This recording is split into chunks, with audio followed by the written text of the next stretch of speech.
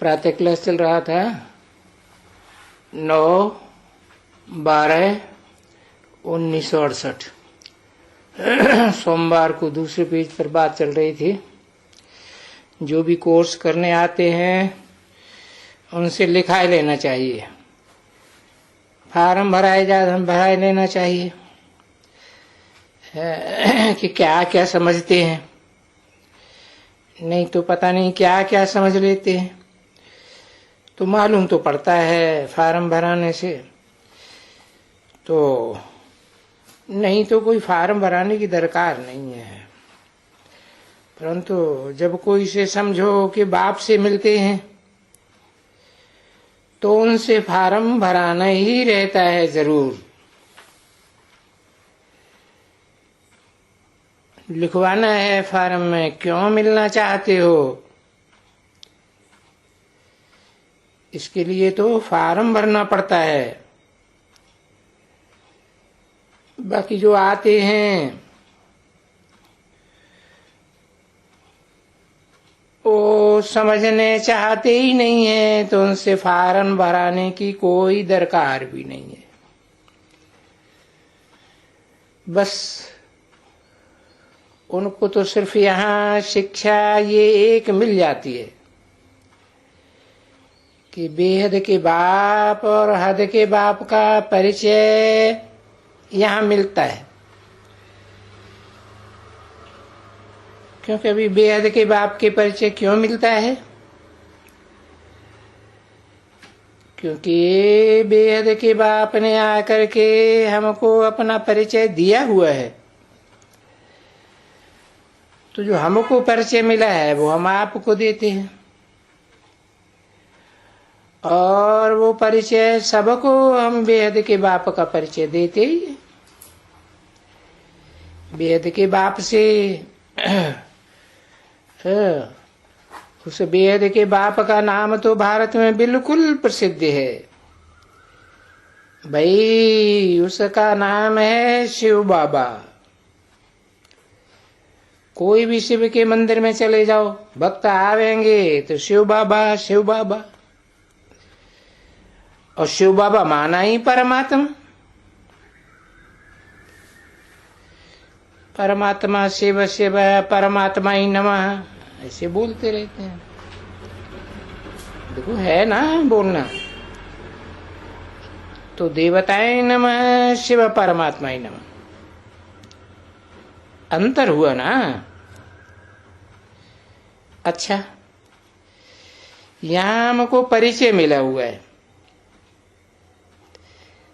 तो सिर्फ परिचय ही देते हैं कि बाप कहते हैं कि मुझे याद करो, मुझे बेहद के बाप को याद करो तो तुम्हारा पाप कट जाएगा। हद के बाप को तो तुम जन्म जन्मांतर याद करते रहे, पाप तो और ही बढ़ते रहे। अभी बेहद का बाप आया हुआ है, सभी आत्माओं का बाप, प्राणी मात्र की आत्माओं का बाप। तो बस अब हम अपना जीवन मुक्ति प्राप्त करने के लिए, या कहो मुक्ति प्राप्त करने के लिए, क्योंकि सिवाय पुण्यात्मा बनने के, पवित्र आत्मा बनने के कभी भी मुक्ति, जीवन मुक्ति मिल ही नहीं सकती है। क्योंकि वो जीवन मुक्ति की पवित्र दुनिया है, नई दुनिया। तो उनको थोड़ा कहेंगे और बहुत बतावेंगे कि पवित्र दुनिया में जाने के लिए, जिसको सतोप्रधान दुनिया कहा जाता है, उस दुनिया में जाने के लिए बाप कहते हैं कि मेरे को याद करो तो तुम्हारा पाप कट जाएगा और तुम पावन दुनिया में चले जाएंगे। तो क्या ये तुम बेहद के बाप को याद कर सकते हो तो तुम्हारे पाप कट जाएं? अब ये तो बहुत सहज बात है ना, तो उनको थोड़ी यही समझ देना है। नहीं तो जब फार्म भराते हैं तब तुम लोग कोर्स देते देते 2-2, 3-3, 4-4 दिन रोज का, तो फिर फार्म भराए करके 2-3 रोज एक दिन फार्म भराओ, समझा करके फिर आबे बोलो फार्म भरो। तो हमने जो समझाया इसमें से इसने क्या क्या नहीं समझा, वो जो समझाया वो विचार सागर मंथन किया या नहीं किया,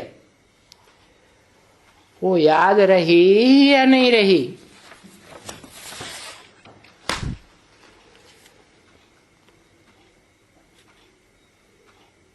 तो फार्म भरो, तो तुम देखेंगे कि उनका पहले दिन के फार्म और दूसरे दिन के फार्म में फर्क पड़ जाएगा।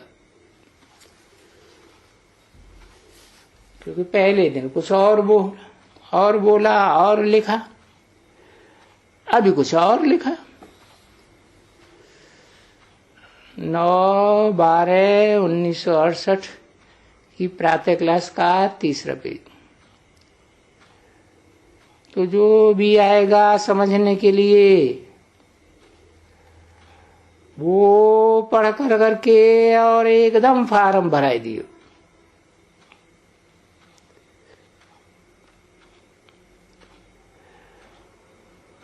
बोलो, बाबा कहते हैं कि वो जो समझते हैं कि लिख करके आओ,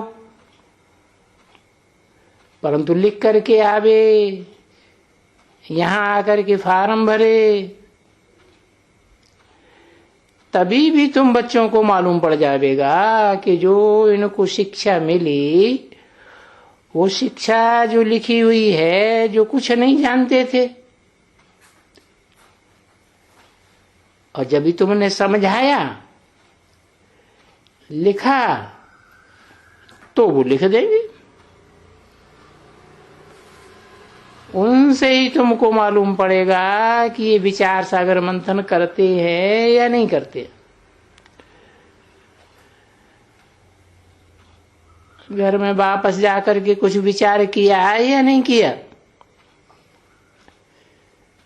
फिर 3रा दिन आवे, 4था दिन आवे, तो देखो रोज रोज समझता जाएगा, और फिर उनके फार्म भरने में फर्क पड़ता जाएगा।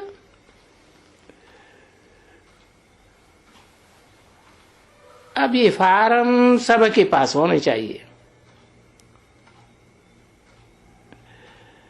भले कोई होंगे, कोई मेरे ध्यान में आते हैं कि बहुत नहीं है,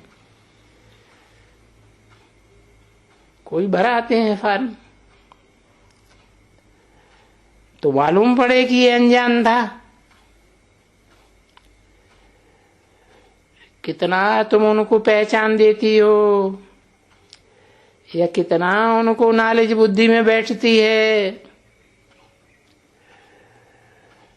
तो अभी बाबा मुरली किस लिए चलाते हैं कि सभी सेंटर्स, बड़े बड़े सेंटर्स के पास तो ये टैप भी जाते हैं, तो झट एक्ट करना चाहिए कि ये ठीक है, फार्म रखना चाहिए। जो भी बोले कोर्स फट मालूम पड़े कि कैसा फर्क हुआ, और वो खुद कैसे महसूस करे,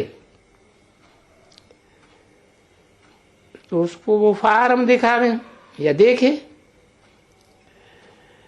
तो खुद ही जानेगा। अरे कल हमने क्या लिखाया, आज क्या लिख रहा हूं। अब ये राइट है या वो राइट है,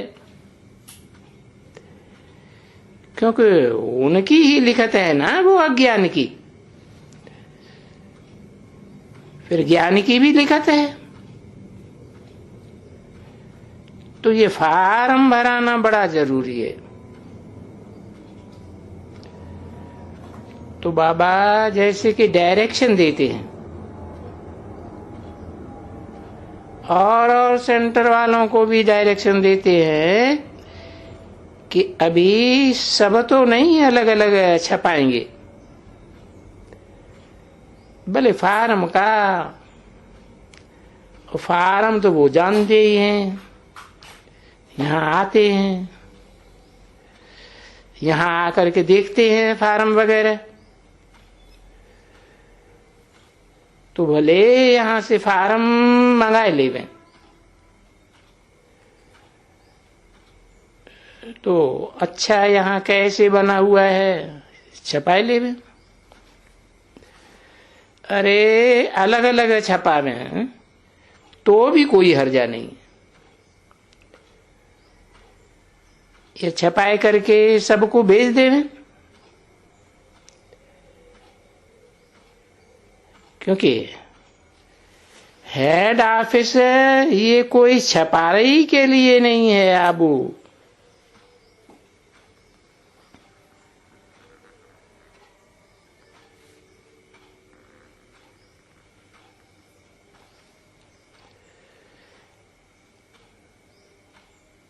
अरे हेड ऑफिस छपाई के लिए तो है दिल्ली वास्तव में,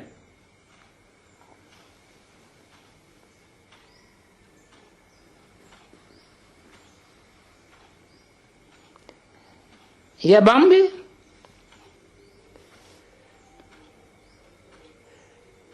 परंतु छपाई का सेंटर दिल्ली है।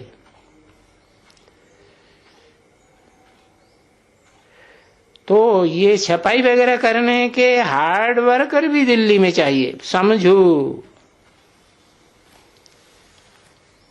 क्योंकि ये है दूसरों का कल्याण करना।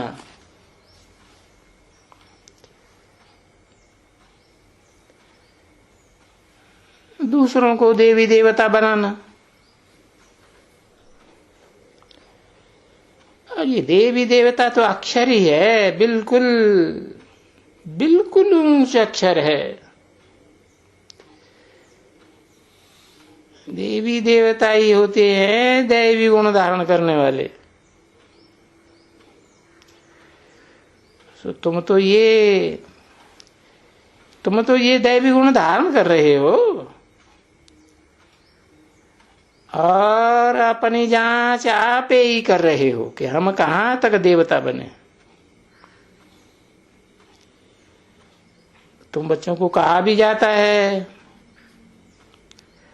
परंतु तुम करते नहीं हो। परंतु बाबा तो बहुत अच्छा अच्छा कहते हैं। फिर भी तो स्कूल के स्टूडेंट्स तो नंबरवार होते हो ना।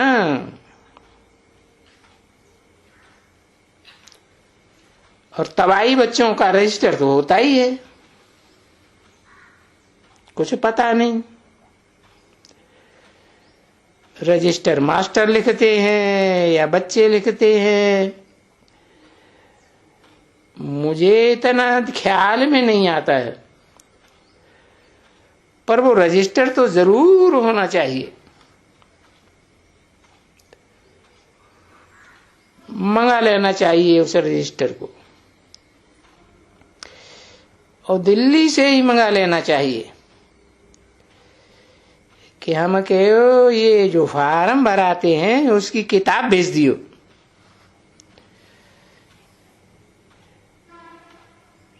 तो ये हाल ही एक एक किताब किसको भेज दे।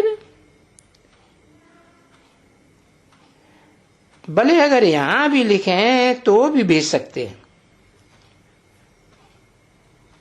उनको भेज सकते हैं, या यहीं बाबा डायरेक्शन देगा बॉम्बे को, उनको डायरेक्शन देगा कि भाई 50 किताब बनाए छपाई दियो। तो बहुत है।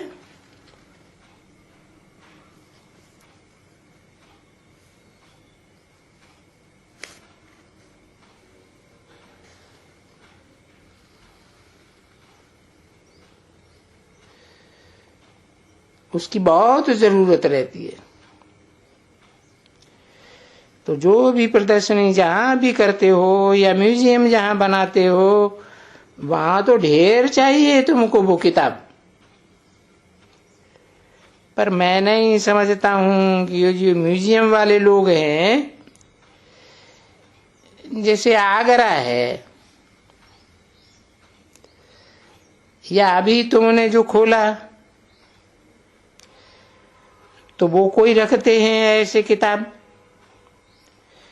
जो कोई भी आवे तो उनको पहले देखें तो उनमें अवस्था उनकी क्या है, उनमें खिर क्या है, तो वो समझ करके फिर उनको अच्छी तरह से समझाना पड़ता है। क्योंकि कल्याण तो बच्चों को करना ही है और ये धंधा तो करना ही है। एक तो गुण ग्रहण करना है, कभी भी कोई का अवगुण ग्रहण नहीं करना चाहिए। और तुम तो बनते ही हो गुणवान, तो अपने गुण तुम उनको फूंकते रहते हो। ठीक है ना बच्चे? तो जैसा जिनमें जो गुण है और जितना है वो इतना ही फूंक सकेंगे, और जिनमें अवगुण होंगे वो तो फिर गुण फूंक ही नहीं सकेंगे। क्योंकि ये भी एक ला है कि जिनमें अवगुण होंगे वो गुणों को फूंक ही नहीं सकते।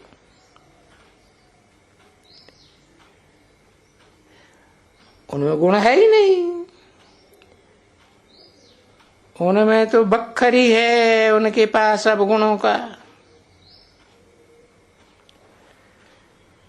तो तुम बच्चों को जानते भी हो कि बरोबर समय कोई बहुत नहीं रखा हुआ है। ये जो सतो प्रधान बनना है वो बाप ने अच्छी तरह से समझा दिया है कि बच्ची तुम तो रोज ही मुसाफरी करते रहते हो या यात्रा करते रहते हो, तुम्हारी रूहानी यात्रा है। जांच करने से वो जो गाया जाता है, अतीन्द्रिय सुख पूछो तो गोप गोपियों से पूछो, तो वो कब की बात है, कब पूछो, जबकि वो इतना चोट चढ़ते हैं। पिछाड़ी के समय में, कलयुग के अंत समय में कितनी चोटें लगती हैं।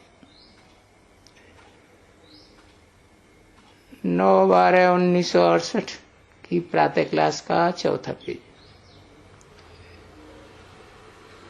अभी चोटें नहीं होती हैं कुछ किसको इतनी, भले सुख है, बहुत थोड़ा सुख है, और वो सुख भी नंबरवार है।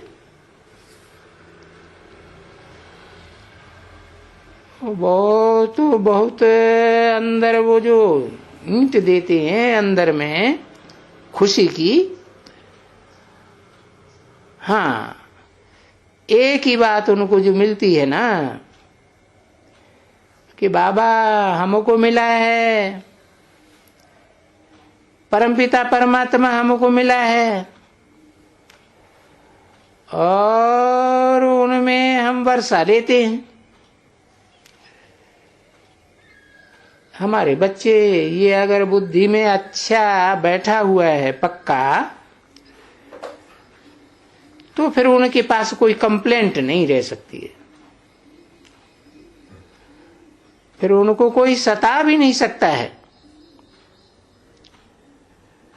क्योंकि अगर कोई उनको सतावे या कुछ भी करे तो जैसे किसी सुना अनसुना कर दो, सताया न सताया, उनको फिर ख्याल भी नहीं रहता है कि हमको सताया या नहीं सताया। वो फिर अपनी मस्ती में मस्त रहते हैं। तभी बाबा बच्चों को कहते हैं ना, इस समय में कभी भी कोई बीमारी है, दुख वगैरह है, अरे सिर्फ याद करेंगे ना, ओहो 21 जन्म के लिए हम तो बिल्कुल ही फूल बन जाते हैं, हल्के फुल्के। तो जब फूल बन जाएंगे तो उनको कोई भी दुख दुनिया में भासेगा ही नहीं, इस दुनिया में भी दुख नहीं भासेगा। तो याद करो, ये याद ही दवाई है।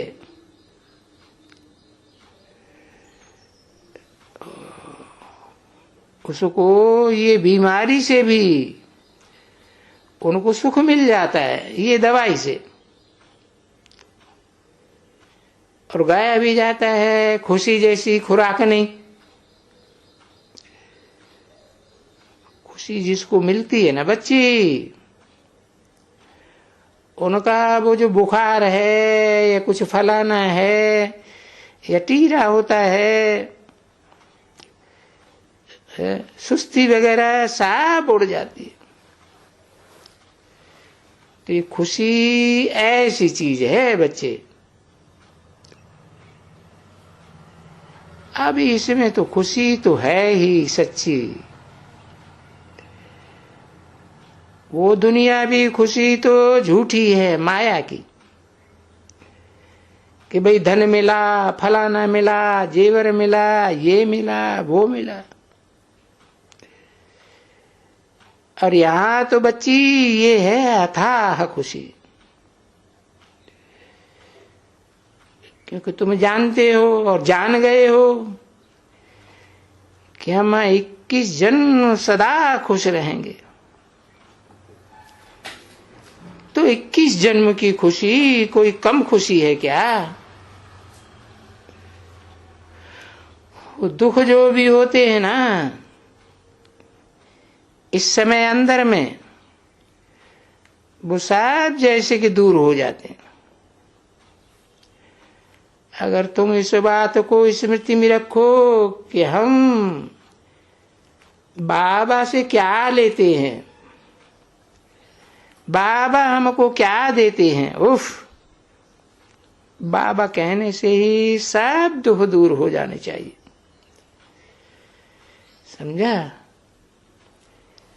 ये खुशी होती है और ये खुशी होनी है, क्योंकि ये कोई मलहम पट्टी या एक शरीर की नहीं है, ये तो 21 जन्म की खुशी है बहुतों के लिए। बाबा कहते हैं ना, ये 8 वर्ष की है, 10 वर्ष भी कहते हैं। उनमें जो कुछ भी दुख होता है या कुछ भी होता है, बस याद आ गई कि अरे ये बात ही क्या है 8-10 वर्ष की, कोई ज्यादा दिन थोड़े ही हैं। अभी तो हम जाते हैं अपने सुखधाम। बाबा ने घोषणा करवाई थी ना 10 वर्ष में, अपना सुखधाम है ना, जिसमें हमने इतने समय गवाए, अपना ही सुखधाम है। तो वो सुखधाम और दुखधाम का अंतर याद आता है ना अभी। ओम शांति।